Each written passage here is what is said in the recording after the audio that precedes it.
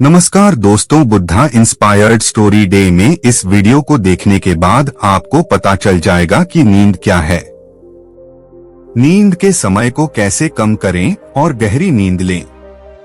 और वीडियो के अंत में आपको अच्छी और गहरी नींद के लिए कुछ छोटे योगिक उपाय भी बताए जाएंगे। तो चलिए शुरू करते हैं। एक कहानी से। एक बार एक धनी व्यक्ति एक बौद्ध भिक्षु के पास जाता है और कहता है, मुनिवर, मैं अपनी नींद से बहुत परेशान हूँ। बहुत कोशिश करने के बाद भी मुझे देर रात तक नींद नहीं आती और रात को सोने से पहले सभी के विचार दुनिया भर की दौड़ती रहती है मन में, और सो भी जाता हूँ तो रात भर करवटें बदलता रहता हूँ, और जब मैं सुबह उठता हूँ तो मुझे अच्छा नहीं लगता। मैं थका हुआ और बेचैन महसूस करता हूँ। कृपया आप मेरी इस समस्या का कोई समाधान बताएं। बौद्ध भिक्षु ने कहा, इससे पहले कि मैं आपको आपकी समस्या का समाधान बताऊं, मैं आपको गौतम बुद्ध की गहरी नींद के रहस्य के बारे में एक छोटी सी कहानी बताना चाहता हूं। उस व्यक्ति ने कहा, जैसी आपकी इच्छा मुनिवर। बौद्ध भिक्षु कहने लगे, तथागत गौतम बुद्ध जब सोते थे तो रात भर उसी अवस्था में रहते थे, कभी करवट नहीं बदलते थे। रात को जिस अवस्था में सोते थे सुबह तक उसी अवस्था में रहते थे।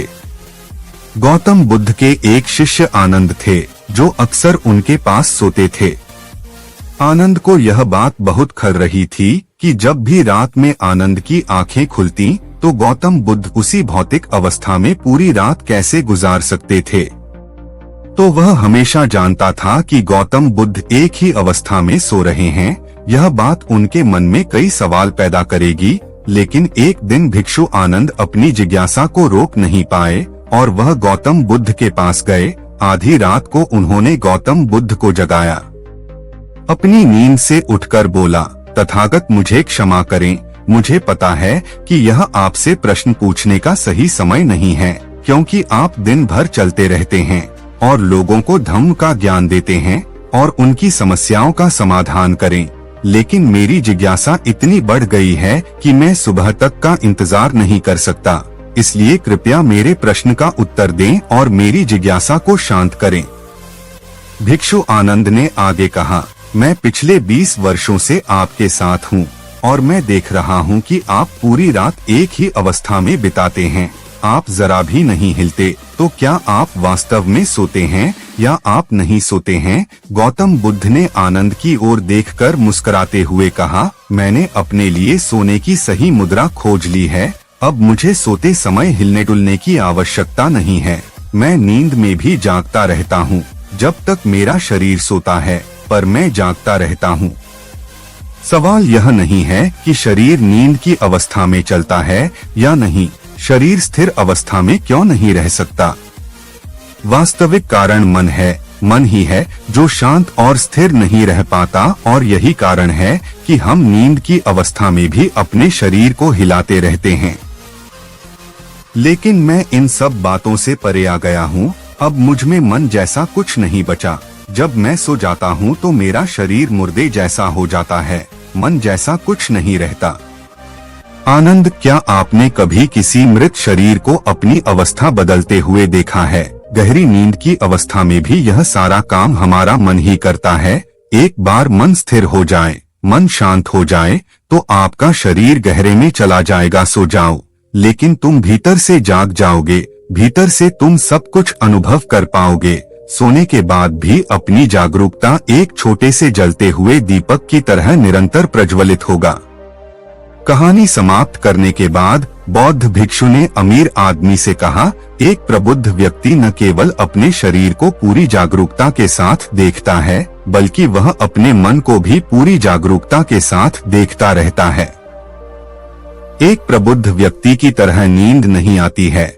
सामान्य व्यक्ति जब सोता है तो बेहोश हो जाता है, उसे अपने आसपास के बारे में पता भी नहीं चलता, इसलिए वह अपने सपने भी नहीं चुन पाता। लेकिन जब एक बुद्ध व्यक्ति सोता है तो वह जागता है। जैसे सुबह उसकी आंखें खुली होती हैं, वैसे ही एक बुद्ध भी एक व्यक्ति की नींद में होता है। इसीलिए कहा जाता है कि एक बुद्ध व्यक्ति कभी नहीं सोता है, जब एक आम आदमी सो जाता है वह नहीं जानता कि वह कब सो जाता है, लेकिन अगर आप जागने और सोने के बीच के उस छोटे से क्षण में जागते रह सकते हैं, जब हम सोने के बहुत करीब होते हैं, तो कुछ आश्चर्यजनक होगा जो आपको जागरूकता के करीब लाएगा। यह सुनकर उस व्यक्ति ने कहा, मुनिवर ऋषि, मुझे इतनी गहरी आध्यात्मिकता की बातें समझ में नहीं आती, कृपया मुझे आसान शब्दों में समझाएं कि मुझे गहरी नींद आसानी से क्यों नहीं आती। बौद्ध भिक्षु ने कहा, मुख्य 5 हैं। देर रात तक जागने और आसानी से नींद न आने के कारण सबसे पहला कारण है बिस्तर पर सोने के अलावा अन्य काम करना। जैसे कई लोगों की आदत होती है कि वे बिस्तर पर ही खाना खाते हैं, बिस्तर पर बैठकर पढ़ाई करते हैं और ऐसे कई काम वे अपने बेडरूम में ही करते हैं।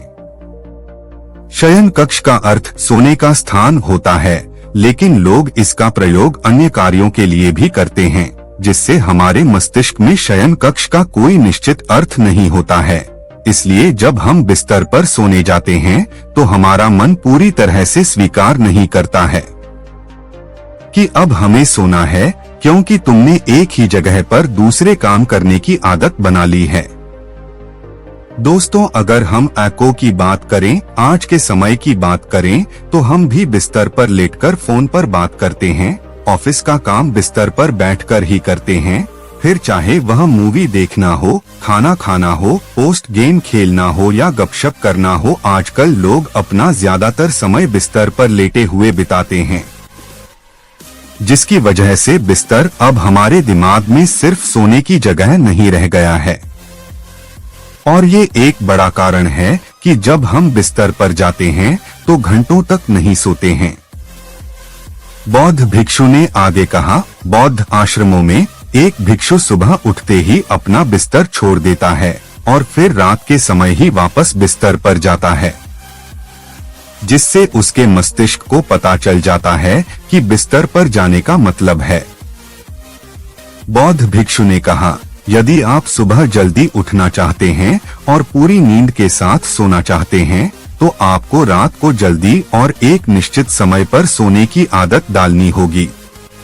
बौद्ध आश्रमों में रहने वाले भिक्षु हमेशा प्रकाश लेते हैं और सोने से कुछ घंटे पहले निश्चित समय पर आसानी से पचने वाला भोजन करें और प्रतिदिन निश्चित समय पर सो जाएं।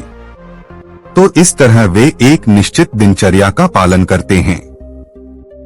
दोस्तों, अगर हम आज के लाइफस्टाइल की बात करें तो ज्यादातर लोगों का न तो सोने और न ही उठने का एक निश्चित समय होता है और न ही वे इस बात का ध्यान रखते हैं कि रात का खाना हल्का और जरूरत से थोड़ा कम हो, बल्कि उनका मुख्य भोजन होता है केवल रात में है। वीकेंड पर ये देर रात तक जागते रहते हैं क्योंकि अगले दिन कोई काम नहीं होता है। अगर ये रात में मूवी देखने लगे तो रातें कितनी ही क्यों न हो, मूवी पूरी करके ही सोते हैं। समय और जीवन के बीच कोई सामंजस्य और नियंत्रण नहीं है। और फिर यही वो लोग होते हैं जो अगले दिन अधूरी नींद के साथ जागते हैं और दिन भर बेचैनी और थकान महसूस करते हैं। योगिक संस्कृति में नींद को एक चमत्कारी दुनिया कहा गया है।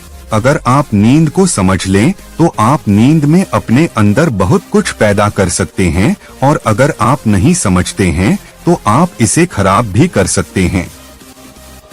जब आप अपनी आंखें खोलते हैं सुबह में, ये आपके दिमाग में आने वाले पहले विचार हैं।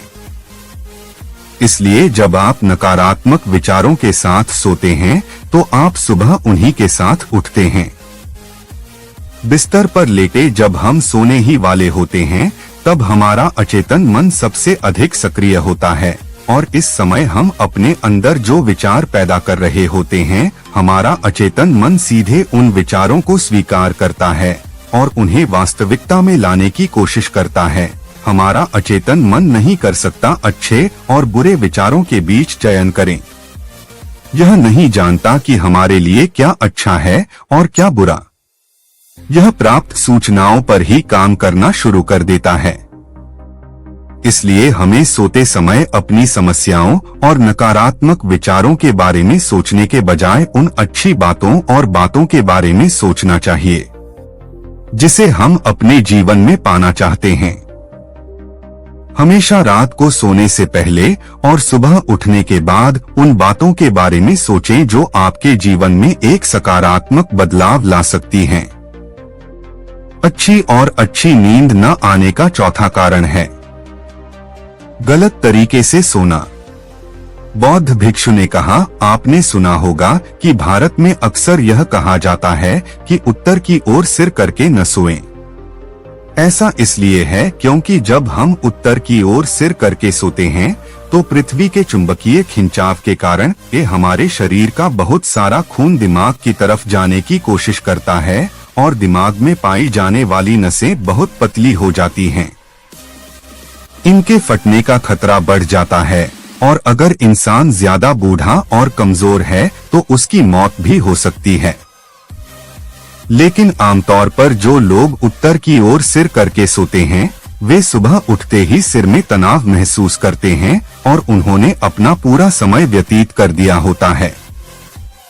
रात बेचैन या करवट बदलना।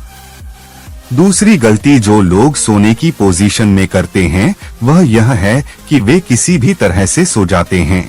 उन्हें इस बात से कोई फर्क नहीं पड़ता कि उनकी रीढ़ की हड्डी सीधी है या नहीं। लोग अक्सर अपने पेट या जो कुछ भी सोते हैं, जबकि हमें कोशिश करनी चाहिए कि या तो हम सीधे सोएं या फिर बाईं ओर करवट लेकर सोएं। इससे शरीर के अंगों पर अतिरिक्त दबाव नहीं पड़ता है। सोते समय बहुत मोटे गद्दे का उपयोग न करें क्योंकि यह आपकी रीढ़ को मोड़ देता है और गहरी नींद में बाधा डालता है। साथ ही ज्यादा मोटे तकिए का इस्तेमाल न करें क्योंकि इससे आपकी गर्दन ज्यादा मुड़ जाती है और आपका शरीर तनाव महसूस करता है और इससे आपकी गहरी नींद में बाधा आती है। देर रात तक नींद न आने और रात भर नींद में बेचैनी का पांचवा कारण है खाद्य पदार्थों का अधिक मात्रा में सेवन और देर से पचना। अगर आप रात को भरपेट और अधिक तैलीय पदार्थों का सेवन करते हैं तो यह हमारी नींद में भी खलल डालता है, क्योंकि इन पदार्थों को पचाने में काफी समय और ऊर्जा लगती है। इसलिए अगर आप ऐसे पदार्थों का सेवन करते हैं तो सोने से करीब 3 से 4 घंटे पहले इन्हें खाने की कोशिश करें। उस व्यक्ति ने कहा, मुनिवर, मैं समझता हूँ कि गहरी और चैन की नींद न आने के क्या क्या कारण हो सकते हैं, लेकिन अब क्या आप कुछ ऐसे उपाय बता सकते हैं जिन्हें करने से हमें गहरी नींद आने में मदद मिलती है? बौद्ध भिक्षु ने कहा, मैं आपको कुछ ऐसे कर्म बता रहा हूँ जिन्हें आप सोने से पहले या उठने के बाद कर सकते हैं, जिससे न सिर्फ आपकी नींद गहरी होगी बल्कि आपके जीवन में एक सकारात्मक बदलाव भी आएगा। और ये सभी काम आपको नहीं करने चाहिए। इनमें से जो भी 2/3 कार्य आपके लिए उपयुक्त हैं, आप कर सकते हैं। सबसे पहले सोने से पहले गुनगुने पानी से नहाने की कोशिश करें। नहाने से हमारा शरीर जागृत और तनाव मुक्त हो जाता है। आपने देखा होगा कि जब कोई व्यक्ति नहाकर आता है तो उसके भीतर से एक सकारात्मक ऊर्जा का अनुभव होता है। वह अधिक प्रसन्न और निश्चिंत लगने लगता है। इसका कारण यह है कि हमारे शरीर का अधिकांश भाग जल ही है और जल ही हमारे शरीर का मूल अंग है। सोने से पहले हो सके तो अपने बेडरूम में किसी भी ऑर्गेनिक तेल और रुई का दिया जलाएं। इससे आसपास के वातावरण में सकारात्मकता आती है। सोने से पहले थोड़ा पानी पिएं, इससे आपको काफी फायदा होगा। जब आप बिस्तर पर जाएं, सोने से पहले कुछ मिनटों के लिए ध्यान करें और आपके पास जो कुछ भी है उसके लिए आभार व्यक्त करें या उन सभी अच्छी चीजों के बारे में सोचें जो आपने अपने दिन में की हैं। सोने से पहले एक बार याद कर लें कि आप नश्वर हैं, आप आज मर सकते हैं। ऐसा सोचने से आप अपनी छोटी छोटी समस्याओं की चिंता करना छोड़ देते हैं। सुबह उठते ही अपने दोनों हाथों को आपस में रगड़कर अपनी आंखों पर रख लें। इससे आपका शरीर जागृत होता है और उठकर हमेशा दाहिनी करवट लें। हमेशा रात को जल्दी सोने की कोशिश करें ताकि आप सुबह जल्दी उठ सकें और पूरी नींद ले सकें। तो ये थे कुछ तरीके जिससे आप अपनी नींद को गहरी और आरामदायक बना सकते हैं। उस व्यक्ति ने बौद्ध भिक्षु को उसकी शिक्षा के लिए धन्यवाद दिया और वहां से चला गया। अपने मन में जिस चीज का विचार करोगे वही चीज तुम्हें मिलना शुरू होगी। अगर पैसे के बारे में विचार करते हो तो आपके पास पैसा आना शुरू होगा। अगर आप अपने प्यार के बारे में विचार करोगे तो आपको आपका प्यार जल्द ही मिलेगा। गौतम बुद्ध के अनुसार हम वही बनते हैं जो हम सोचते हैं। जिस तरह कोई व्यक्ति बुरी सोच के साथ बोलता या काम करता है तो उसे कष्ट ही मिलता है, वही यदि कोई व्यक्ति शुद्ध विचारों के साथ बोलता या काम करता है तो उसकी परछाई की तरह खुशी उसका साथ कभी नहीं छोड़ती है। वही गौतम बुद्ध की यह कहानी जो आज हम आपको बताने जा रहे हैं, इसे सुनने के बाद आप जीवन की सभी समस्याओं को चुटकियों में हल करने में सक्षम रहेंगे। दोस्तों, एक बार की बात है, महात्मा बुद्ध प्रवचन दे रहे थे। प्रवचन में आसपास के बहुत से लोग शामिल थे। सभी लोग ध्यान से बुद्ध को सुन रहे थे। कुछ देर में प्रवचन समाप्त हो गया। तब लोगों ने बुद्ध को प्रणाम किया और अपने अपने घर को चल पड़े। पर एक यह युवक वहां पर ही बैठा रह गया।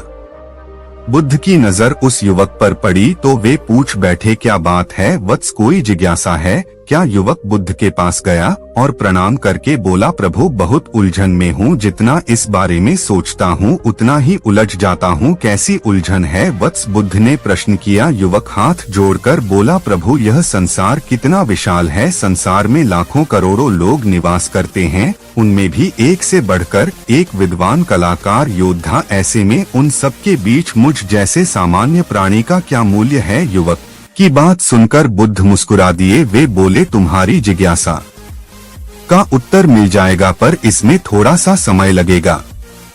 क्या तब तक मेरा एक छोटा सा काम कर सकते हो? प्रभु यह तो मेरे लिए गर्व का विषय है कि मैं आपके काम आ सकूं। युवक ने पुनः अपने हाथ जोड़ दिए और कहा, आप आदेश करें प्रभु। बुद्ध ने युवक को एक चमकीला पत्थर देते हुए कहा, तुम्हें इस पत्थर का मूल्य पता करना है, पर ध्यान रहे इसे बेचना नहीं है, सिर्फ इसका मूल्य पता करना है। जैसी आज्ञा प्रभु। ऐसा कहते हुए युवक ने बुद्ध से वह पत्थर ले लिया। उसने एक बार फिर से उन्हें प्रणाम किया और बाजार की ओर चल पड़ा। बाजार वहां से ज्यादा दूर नहीं था। युवक थोड़ी देर में वहां पहुंच गया। वह सुबह का समय था, इसलिए बाजार अभी ठीक से लगा नहीं था। वहां पर इक्का दुक्का दुकानदार ही थे। युवक ने जिज्ञासावश इधर-उधर नजर की। उसे एक पेड़ के नीचे एक दुकानदार नजर आया, वह आम बेच रहा था।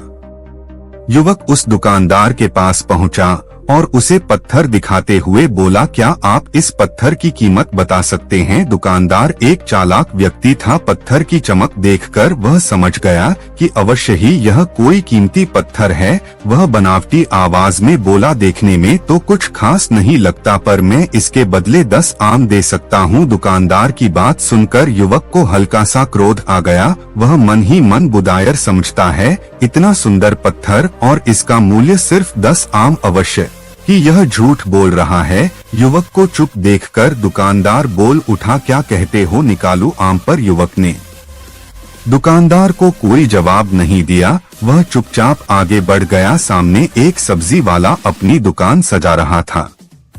युवक उसके पास पहुंचा और उसे पत्थर दिखाते हुए उसका मूल्य पूछा। उस पत्थर को देखकर सब्जी वाले की आंखें खुशी से चमक उठी। वह मन ही मन सोचने लगा, यह पत्थर तो बहुत कीमती जान पड़ता है। अगर यह मुझे मिल जाए तो मजा ही आ जाए। क्या हुआ भाई, कहाँ खो गए? युवक ने दुकानदार की तंद्रा तोड़ी। सब्जी वाला चौंकता हुआ बोला, कुछ नहीं, मैं तो बस मन ही मन इसकी कीमत की गणना कर रहा था। वैसे मैं इस पत्थर के बदले एक बोरी आलू दे सकता हूँ।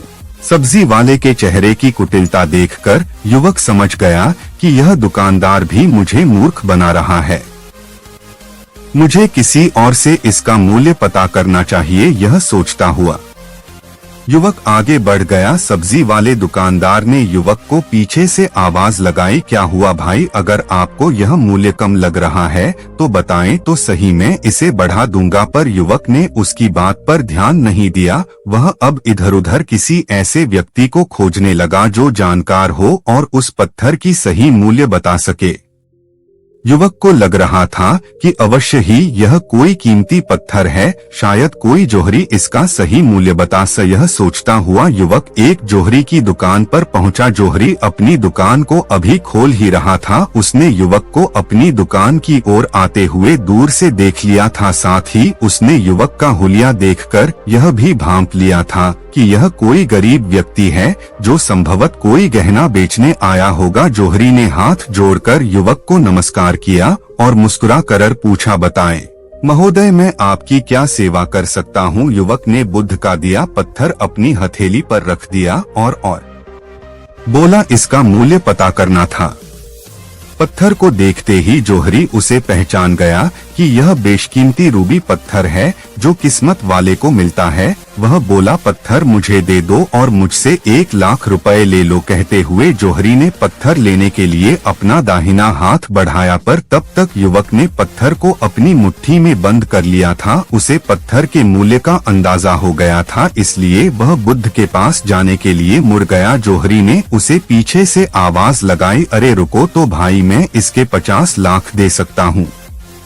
लेकिन युवक को वह पत्थर बेचना तो था नहीं, इसलिए वह रुका नहीं और दुकान के बाहर आ गया। पर जोहरी भी कम चालाक नहीं था। वह उस अनमोल पत्थर को किसी भी कीमत पर अपने हाथ से जाने नहीं देना चाहता था। वह दौड़कर उसके आगे आ गया और हाथ जोड़कर बोला, तुम यह पत्थर मुझे दे दो, मैं इसके बदले 1 करोड़ देने को तैयार हूँ। युवक को जोहरी की बातों में अब कोई रुचि नहीं रह गई थी। वह जल्द से जल्द बुद्ध के पास पहुँच जाना चाहता था, इसलिए ना तो वह रुका और ना ही उसने जोहरी की बात का कोई जवाब दिया। वह तेज तेज कदमों से बुद्ध के आश्रम की ओर चल पड़ा। जोहरी ने पीछे से आवाज लगाई, यह अत्यंत मूल्यवान पत्थर है, अनमोल है, तुम जितने पैसे कहोगे मैं दे दूंगा। यह सुनकर वह युवक परेशान हो गया। उसे लगा कि कहीं पत्थर के लालच में जोहरी उसे पकड़कर जबरदस्ती न करने लगे, इसलिए वह तेजी से आश्रम की ओर दौड़ पड़ा। युवक जब बुद्ध के पास पहुंचा तो वह बुरी तरह से हाफ रहा था। उसे देखकर बुद्ध मुस्कुरा दिए, फिर भी उन्होंने अपने चेहरे से कुछ भी जाहिर नहीं होने दिया। वे बोले, क्या बात है वत्स, तुम कुछ डरे हुए से लग रहे हो।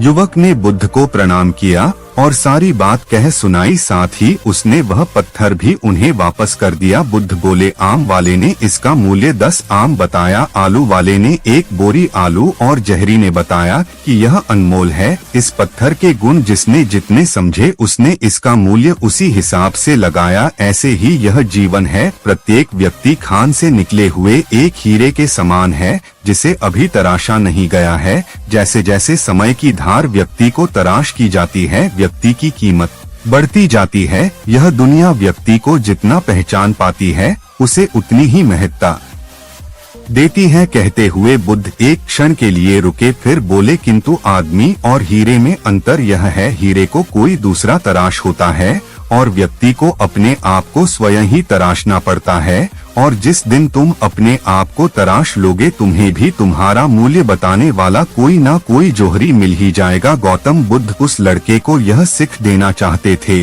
कि जो इंसान अपने मन में खुद के बारे में विचार करता है वह व्यक्ति उसी के समान बनता जाता है। किसी इंसान को अगर दुनिया की किसी भी चीज से सच्चे मन से लगाव हो तो वह इंसान उस चीज को प्राप्त कर लेता है। वही जो इंसान अपनी मन छाई चीज को प्राप्त करने में असमर्थ है उस इंसान ने अपने मन में सच्चे भाव से उस चीज को चाहा नहीं होता है।